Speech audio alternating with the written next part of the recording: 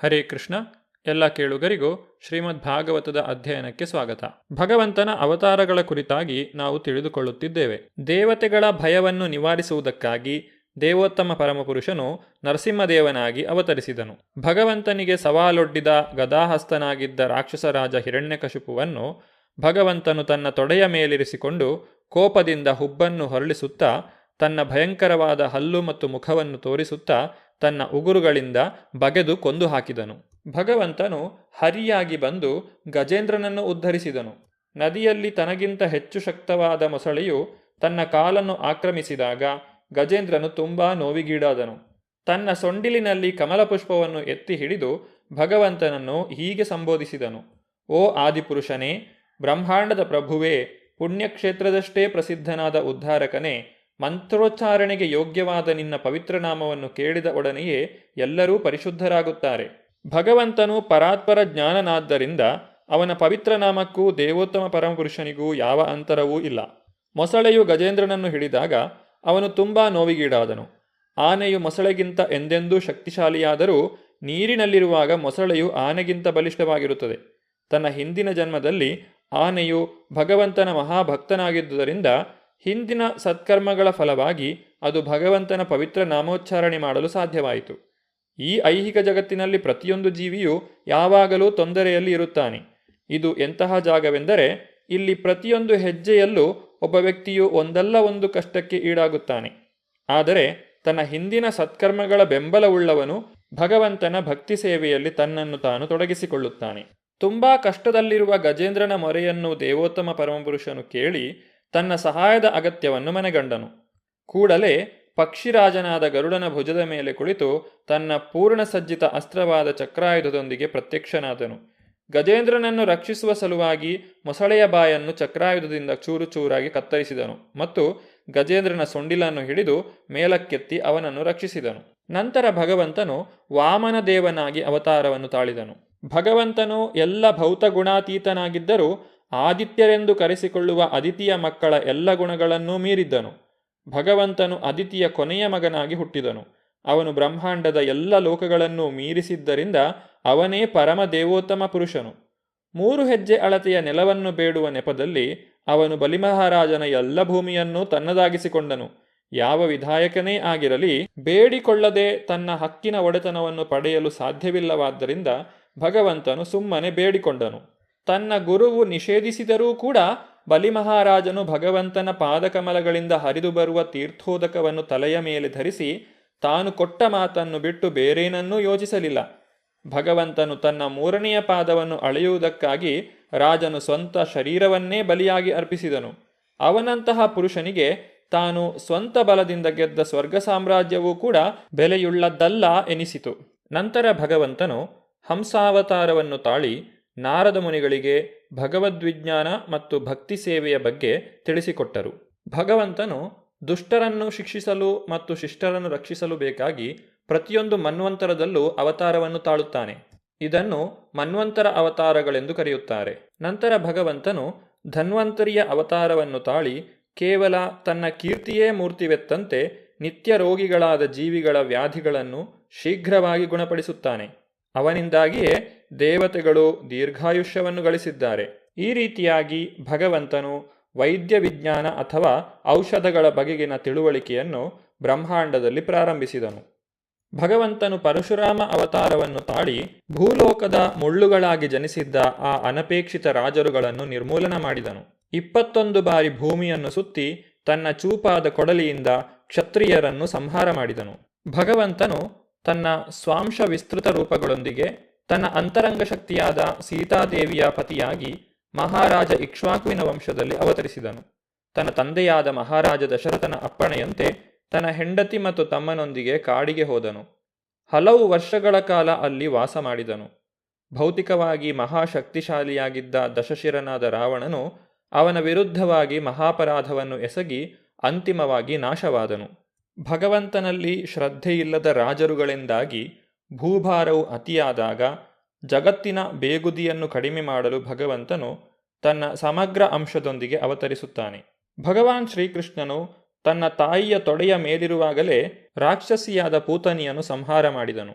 ಇನ್ನೂ 3 ತಿಂಗಳ ಮಗುವಾಗಿರುವಾಗಲೇ ತನ್ನ ಕಾಲಿನಿಂದ ಶಟಕಾಸುರನನ್ನು ಸಂಹಾರ ಮಾಡಿದನು. ಇನ್ನೂ ಅಂಬೆಗಾಲಿಡುತ್ತಲೇ ಭಗವಂತನು ಗಗನದೆತ್ತರಕ್ಕೆ ಬೆಳೆದಂತಹ ಅರ್ಜುನ ವೃಕ್ಷಗಳನ್ನು ಬೇರು ಸಹಿತ ಕಿತ್ತೊಗೆದನು ಮತ್ತು ಆ 2 ವೃಕ್ಷಗಳಲ್ಲಿದ್ದ ದೇವತಾ ಪುರುಷರನ್ನು ಉದ್ಧಾರ ಮಾಡಿದನು. ಗೋಪಬಾಲಕರು ಮತ್ತು ಅವರ ಗೋವುಗಳು ಯಮುನಾ ನದಿಯ ವಿಷಪೂರಿತ ನೀರನ್ನು ಕುಡಿದು ಪ್ರಜ್ಞೆಯನ್ನು ಕಳೆದುಕೊಂಡರು.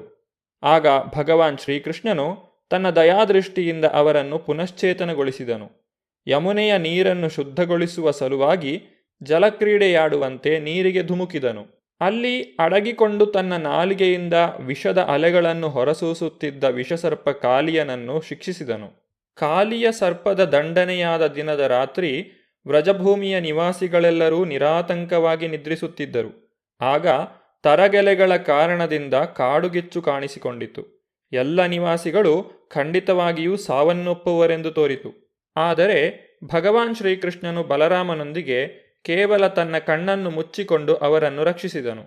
ತಾಯಿ ಯಶೋದೆಯು ತನ್ನ ಮಗನ ಕೈಗಳನ್ನು ಹಗ್ಗದಿಂದ ಕಟ್ಟಲು ಪ್ರಯತ್ನಿಸುತ್ತಿದ್ದಾಗ ಆ ಹಗ್ಗದ ಉದ್ದವು ಸಾಲುತ್ತಿರಲಿಲ್ಲ.